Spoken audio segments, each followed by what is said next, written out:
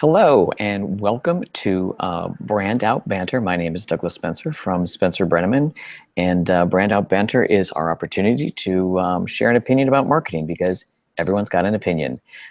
We have different subject matter experts on, and we talk about some timely topics. And today we're going to talk about the fact that Apple had just announced that it's going to have the HomePod, and it's coming into the market pretty late.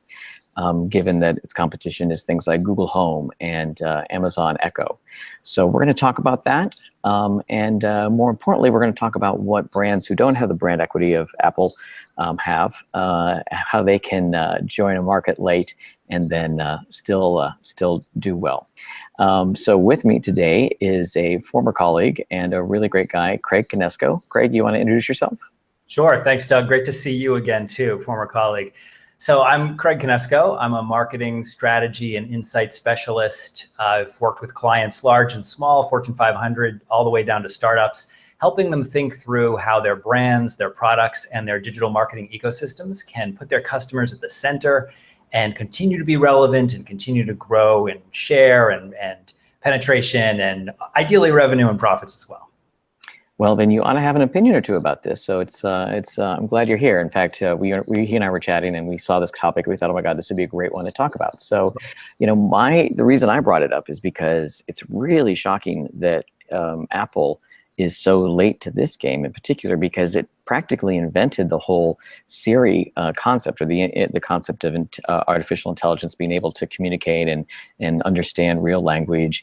And that's the backbone of these Amazon Echo and Google Home, and now finally Apple's coming in with this, with the HomePod, and really late. And so, granted, they're Apple, but how did that happen, and what are they going to do? It's funny you call it the HomePod. So they certainly have some brand issues right off the bat. It's kind of another strange name. I remember the lampooning of the iPad as well. So maybe that was your slip. But anyway, HomePod, yes, Doug, you're absolutely right. Late to the game relative to the other entrants, Google Home, and of course, Amazon Alexa, which has defined the category. But it's a weird category. So it's called, to me, the category is defined as a smart speaker, or maybe, as you said, like an AI assistant, a home assistant. That's so generic and so vague, right? But I have to think that Apple, like they did with the phone, with the smartphone, and like they did with the MP3 player before, has been a bit more cagey in calculating. They waited to see what Google would do, what Amazon would do, and then they strike as soon as they see a niche. They want to be differentiated, and they also want to fit into that wonderful, seamless Apple ecosystem. So I'm pretty optimistic that they know what they're doing because of that ecosystem and the power of the brand. And I think this is going to be a very beautifully designed, hot product that's going to make Apple fans, and it's exactly who Apple's targeting, by the way, Apple loyalists, extremely happy, and bring what many of those people have also been sitting on the fence. So about a fifth of people who could kind of use a smart home have used them. It takes a broadband connection, it takes a home, it takes a certain level of affluence. Only a fifth of people in that bucket have adopted the technology of any kind. So there's a lot of upside in the smart home, and I think Apple is now saying, with a $350 price point with the HomePod, yeah, this is legit, and this is the technology that's really going to work seamlessly with everything else you have Apple at home that you love. Well, I take your point about the whole Apple infrastructure and the whole Apple environment, because obviously, I'm a victim.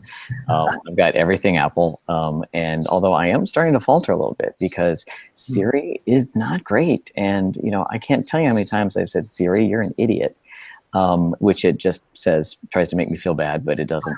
But my point is that even the Apple loyalists are going to start to falter a little bit. But then again, it's Apple. They've got the branding. They've got all the money in the world.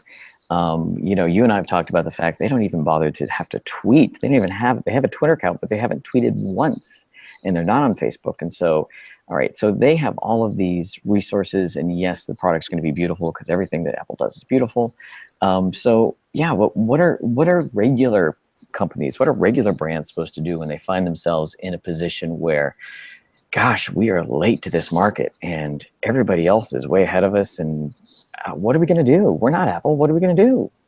Yeah, not everyone has the equity or the position or strength of Apple.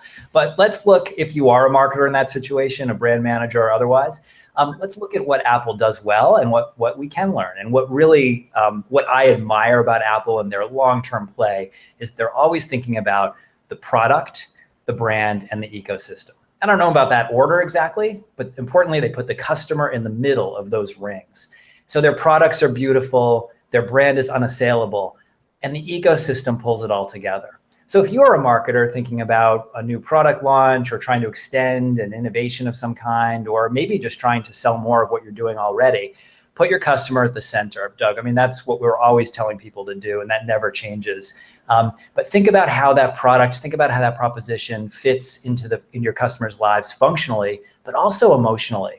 So Apple is a great functional tool, but more importantly, those products and that brand just sing, and they make they extend your identity. They make you feel more confident. They make you feel reassured, and it's easy. It's brilliant technology, but it's easy. And that everything they do, the content marketing around creation and creativity. There's even the new campaign that they launched in the App Store. I'm not sure if you're familiar with that one, Doug, but kind of the power of the app or the battle of the app of some kind. So they're really trying to go deep into content and create the emotional connection with doing and being and creating and being a bigger person. Doug, isn't that what you're always trying to get people to do, your clients? I mean, just take your brand and connect emotionally.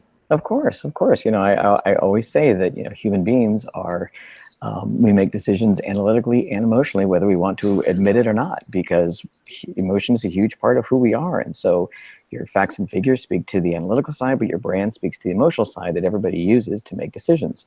So yeah, that's exactly what they'd have to do.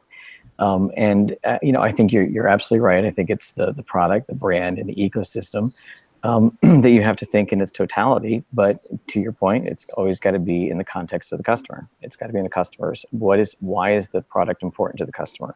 What is the customer's ecosystem, and why is the brand important to the customer? Do they care? Why do they care about you and your brand? Yeah. Hey, I got a question for you. Building on that, then. So a bit back to Apple, and maybe there's something that our viewers can learn from this as well. But so Apple had a great run in the 2000s, redefined MP3 players with the iPod, and of course the iPhone is, I don't know, 3/4 of Apple's revenue now. It is a defining product. The watch, I know you love it, and there are hardcore fans who do, but it certainly isn't a universal, ubiquitous must-have. And then, hey, Apple TV, and now HomePod. At what point does Apple start to lose credibility? Does the brand start to go tarnished if HomePod is not a big success, if it becomes kind of another meh Apple TV kind of product? What's the risk there for Apple or for another brand that's trying to kind of win back, get back at the top of its game? Yeah, well, I think that's a really good question. I think there's a difference between some of these things. So like the watch and Apple TV, they work, and for the people who have them, they like them. In fact, without going into detail, I don't have Apple TV at home because my television is smart and it has all the applications there. When friends come over and they want to project something on my screen, they say, "What do you mean you don't have Apple TV?" But with Siri, though, it doesn't work, and that's the thing that will kill Apple in the end. If they throw out some products that work but not everybody wants. As long as they still have the main computer and they have the phone and they have the main elements to their ecosystem, then they're going to be fine. But once they enter something in their ecosystem that's not, that doesn't work the way it's supposed to, then that's when they're going to get to danger. So if HomePod, because of pod. See, when I write, my O's and A's look the same, so in my notes I get all confused. The HomePod has to work well, or else it's going to start to take away from the brand like Siri has. Yeah, I mean, it's really interesting how they're portraying it in their marketing. The HomePod has a place on the beautiful credenza in a whitewashed, beautifully lit living room. They know their target. I mean, they haven't taken their eye off the ball. It's affluent people who love technology but don't want to work too hard at technology. So I'm an Android guy. I love to tinker. I love to change my settings and put weird pop-ups on my phone. But I know, Apple people don't really want things to react differently. They want it to be easy, but they want state of the art at the same time. So they know their target, and that's super important. I think the HomePod will ultimately be successful because it isn't a generic smart home assistant or voice-activated speaker like a Sonos. And Sonos is great. Sonos is probably not fair to pick on because they are a music device. But maybe Google Home. Let's pick on Google a little bit. It's somewhat generic. It's not really a music speaker. It's a pretty good digital assistant because it's Google. But what can it really do for you at the end of the day? It can look up some good Wikipedia entries and maybe turn your lights on and off. The HomePod will transform your living room. And a lot of these people who are ready to go into the smart home, but maybe been sitting on the sidelines, maybe have an Echo or an Alexa, but it hasn't truly integrated into their full ecosystem, are now going to drop $350 on the HomePod and make this a truly integrated part of their lives in a way that Alexa is a curiosity and is a brilliant device. No knock on Alexa, but it's a shopping assistant at its core. It's great if you need to order diapers or batteries. It's pretty good at queries. I don't think it's all that great at some of the smart home integration without a lot of work. Maybe Amazon will go in that direction, but that HomePod will be will work, and it will work extremely well for the things that it does. It will go deep, and it will please that differentiated way. It will please that target audience. So I'm very optimistic. It's going to be a slow uptake. It might be a bit of a niche product, but I think Apple's going to have another home run.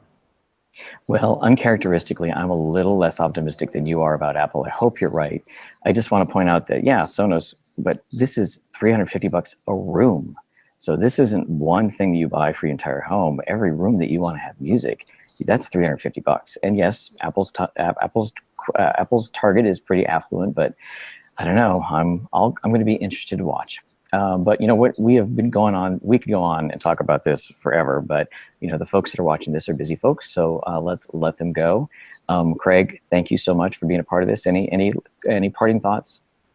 Yeah, I think watch Apple. It'll be exciting to see what they do. The battle of Apple, Facebook, Google, and Amazon is thrilling. But at the end of the day, but marketers who are not playing in that stratosphere are still looking to differentiate their brands, differentiate their products, and pick a target and do everything you can to put that target at the center of that ecosystem. So it doesn't change with Apple. It doesn't change with a small business or anything in between. Fair enough. Fair enough. Well, thanks everybody for watching. This is Douglas Spencer with Spencer Brenneman. You can find out more about us and about the Brand Out Banters from spencerbrenneman.com, spencerbrenneman.com/banter, #BrandBant.